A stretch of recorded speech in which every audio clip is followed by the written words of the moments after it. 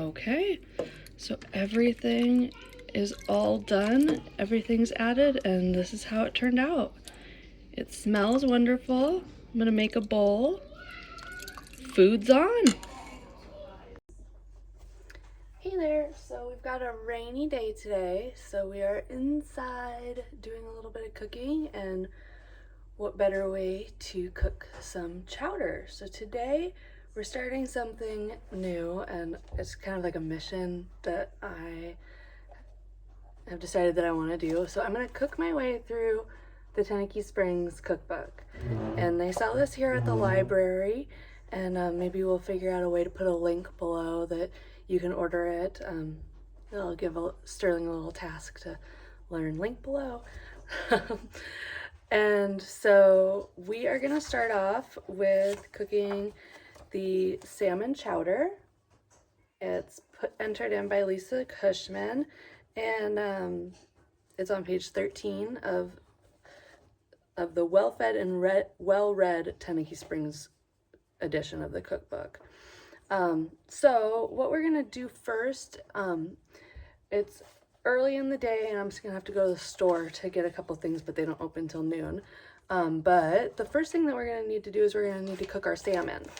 So we have here 2 packs of coho or silver salmon that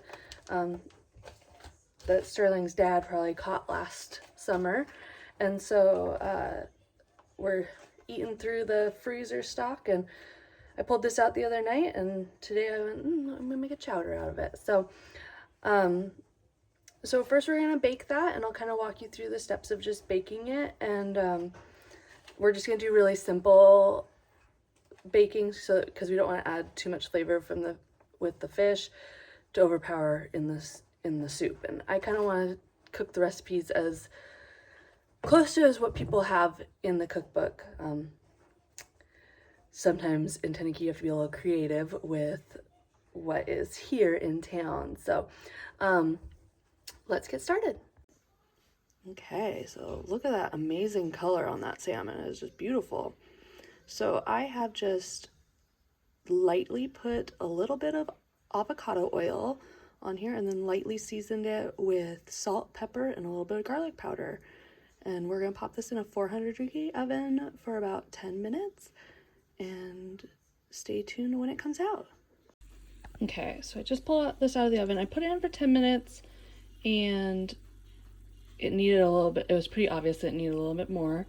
Put it in for another 4 minutes, and let's see here. So to check, I always just use a fork, see if it flakes. This needs just a little bit more to me. It just isn't quite flake there. So I'll put this in for another 2 minutes or so. Okay, so it's been in for an additional 3 minutes, and let's take a look here.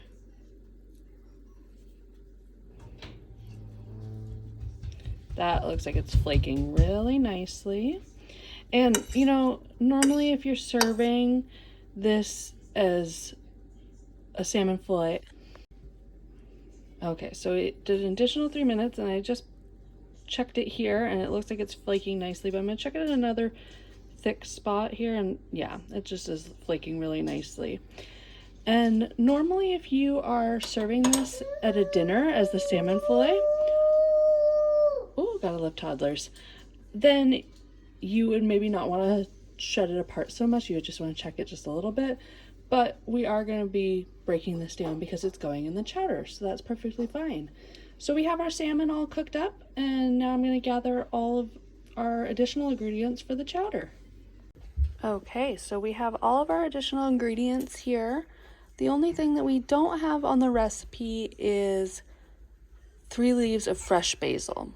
I'm going to see if the store has dried basil just to have a little bit, but we have garlic. It says 2 cloves of garlic. I'm a big garlic fan, so I'm doing 3 cloves, 1/3 of an onion. I'll probably use half of this because I am also a big onion fan. 3 small carrots, 3 ribs of celery, 3 basil leaves. We'll do 3 cups of water. It said 3 large red potatoes. I have Yukon Golds. We also don't have 3 chicken bouillon cubes. We're going to be using the Better Than Bouillon, which it has a conversion here that 1 teaspoon is equal to 1 cube. So we'll use 3 teaspoons of that. And then we have dill weed. And then we have our salmon and some half and half. So we're going to get everything chopped up and ready to go so that when we get back from the store afternoon, then we can get everything assembled. Okay, so we have our olive oil, our carrots, and our celery all in our stock pot. Give it a little stir. So we're adding our garlic next. We've shredded all of our salmon here. We'll put that in a bowl, set that aside. So I wanted to make a side little video here because I have this gadget that I absolutely love. So I'm coming over to my garlic. Ooh, that was a fast pan. Okay, so I can tell I'm gonna need some new gadgets here. So this is the garlic press that I love to use. So Gordon got this a long time ago, and then I ended up buying one for myself.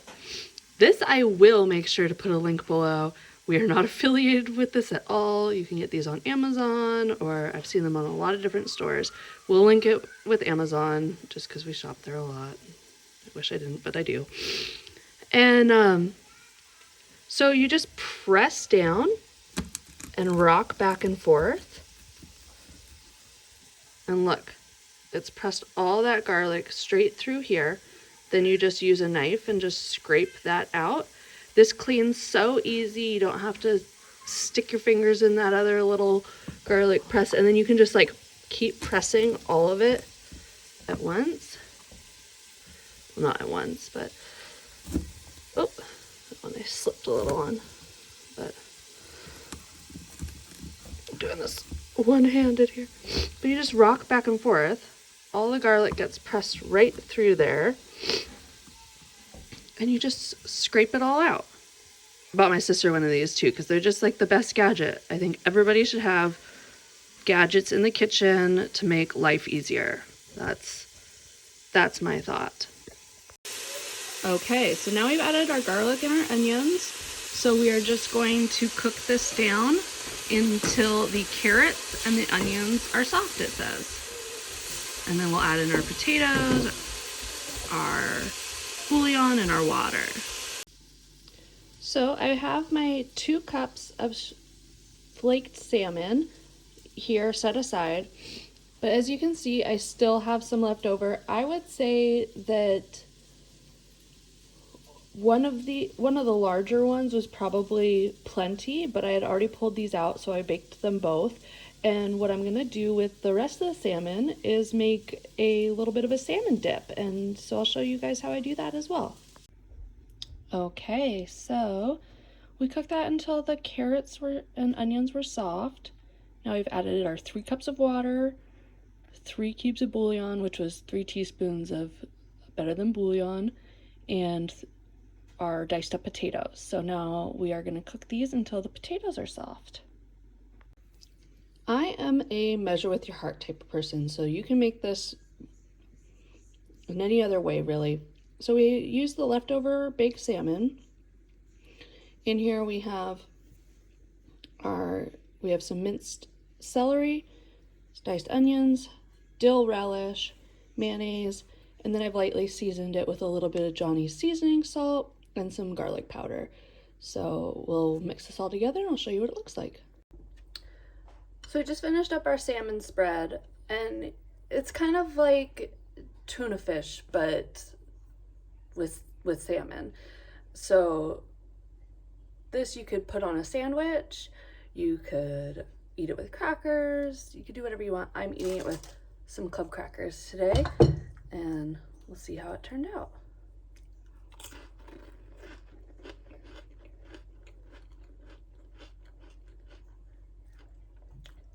Definitely really good. This is a lot, so it's not going to be just for me. If I made some just for me, I would probably add a little bit of hot sauce. But it's really good. Nice thing to do with a small amount of extra salmon. Okay, so our potatoes were done. Added in our salmon, our half and half, and our dill weed, and now we'll just stir. Oh, we got a little one waking up. Stir, and it just says to add all of that and heat until warm. So we're pretty much done here. We'll see how it is. Okay, so this is how it all turned out. It looks great. It all is super well mixed. It looks like a really even amount of everything. Look at that. Look at that. Okay, so everything is all done. Everything's added, and this is how it turned out. It smells wonderful. I'm gonna make a bowl. Food's on.